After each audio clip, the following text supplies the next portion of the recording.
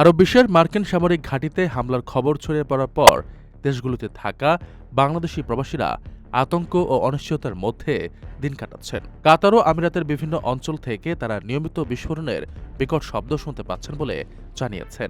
আবুধাবিতে বসবাসরত এক বাংলাদেশি জানান, প্রবাসীদের মধ্যে ব্যাপক আতঙ্ক ছড়িয়ে পড়েছে। এখানে সবাই আতঙ্কিত, কেউ বিস্তারিত কিছু বলতে পারছে না, তবে একটা ভয়ের পরিবেশ তৈরি হয়েছে। এর মধ্যে কুয়েত বিমানবন্দরে হামলায় ৩ বাংলাদেশি আহত হয়েছেন বলে জানা গেছে।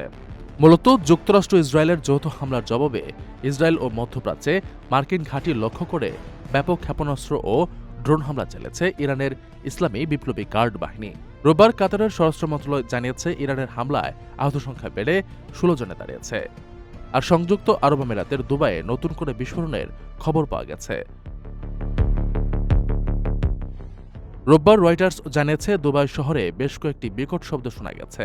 এর আগে সংযুক্ত আরব আমিরাতের রাজধানী আবুধাবির জায়েদ আন্তর্জাতিক বিমানবন্দরে ইরানি ড্রোন হামলায় একজন নিহত হয়েছেন। আহত হয়েছেন আরও ৭ জন। সামাজিক যোগাযোগ মাধ্যমে এক্সে পোস্ট করা এক বিবৃতিতে বিমান কর্তৃপক্ষ এই তথ্য জানিয়েছে।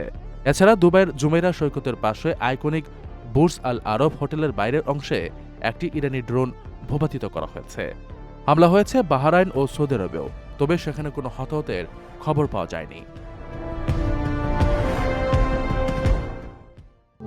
প্রবাসীদের জন্য নির্মাণ হচ্ছে দেশের প্রথম স্মার্ট সিটি, যেখানে থাকছে স্কুল, মসজিদ, হাসপাতাল, সুইমিং পুল, হেলিপ্যাড, পাঠাগার, জিম, সুপারমার্কেট, শিশু পার্ক সহ সকল নাগরিক সুবিধা। মাত্র ৩০ লাখ টাকা বিনিয়োগে মিলছে আকর্ষণীয় ফ্ল্যাট। প্লাটিনাম ইনভেস্টরদের জন্য ঢাকা বিমানবন্দরে ভিআইপি প্রোটোকল সুবিধা। বিস্তারিত জানতে যোগাযোগ করুন স্ক্রিনে দেয়া হোয়াটসঅ্যাপ অথবা ইমো নাম্বারে।